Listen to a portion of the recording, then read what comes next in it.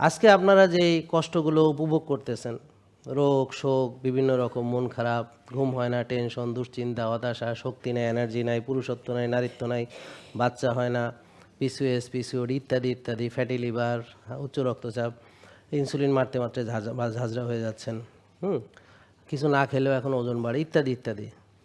এগুলো সব আপনার নিজের হাতের কামাই, নিঃসন্দেহে। এ ব্যাপারে কারো কোনো যদি প্রশ্ন থাকে আমাকে এখানে এসে জিজ্ঞেস করতে পারে, বা আমার বিরুদ্ধে যদি আপনার আমার কথার বিরুদ্ধে আপনি আপনার যুক্তি তুলে ধরার জন্য এই মঞ্চ সবসময় প্রস্তুত। আপনি এসে আপনার মতামত দিতে পারবেন। এখন আপনি যদি পরিস্থিতিকে দায়ী করতে পারেন, কিন্তু ইনসুলিনটা আপনি মারতেছেন, এই যন্ত্রণা আপনি উপভোগ করতেছেন।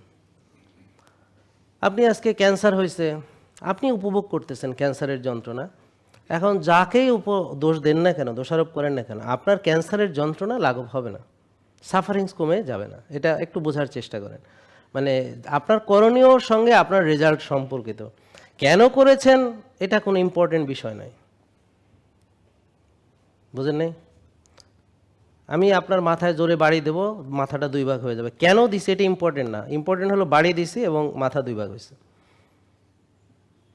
তাহলে আমি নষ্ট খাবো, ভালো থাকার আশা করার কোনো সুযোগ নেই। আমি ব্যায়াম করব না, ভালো থাকার আশা করার কোনো সুযোগ নেই। কেন পারি না এইসব বলে কোনো হাবিজাবি লাভ নেই। আমি রাত জাগবো, আমি ভালো থাকার আশা করে কোনো লাভ নেই। কি বোঝা গেল? আমি নিজের যত্ন করব না, আমি দয়া করে ভালো থাকার আশা আপনারা দয়া করে করবেন না। আপনি ডিসিপ্লিন মানবেন না, দয়া করে কখনো চিন্তা করবেন না যে আপনি ভালো থাকবেন, এই চিন্তা বাদ দিয়ে দেন। তা আপনি অনিয়ম বিশৃঙ্খল জীবনযাপন করবেন, নিজেকে যত্ন নেবেন না, সময় নিয়ে আপনার দয়া করে আর যাই চান, সুস্থ থাকতে চান না, বা ভাইবেন না যে আপনি এভাবে চলবেন কিন্তু আপনার কোনো ক্ষয়ক্ষতি হবে না। দেখেন, সবাই ভেবেছিলেন আপনারা যে ওভাবেই দিন চলবে, কারণ কি একসময় সবাই সুস্থ ছিল। তো দাঁত থাকতে বাঙালি কখনো দাঁতের মর্যাদা বোঝে না।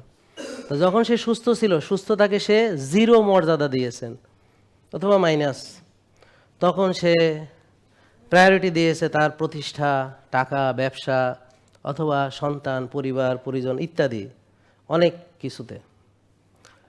তো সে সেগুলো অর্জন করেছে, তার ছেলে মেয়ে মানুষ হয়েছে, দেশের বাইরে থাকে বা সেও দেশের বাইরে আসছে, প্রতিষ্ঠিত হয়েছে, ব্যবসায় ভালো করেছে, ইত্যাদি ইত্যাদি, অ্যাচিভড, অল অ্যাচিভড।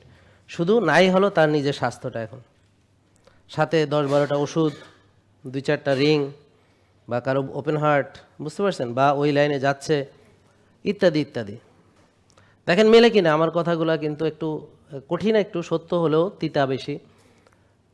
দেখেন আপনারা হজম করতে পারেন কিনা, কারণ সবাই করল্লা খাইতে পারে না, সবাই তিতা হজম করতে পারে না, চিরতা সবাই পারে না, অনেকে বমি করে দেয় চিরতা খেলে।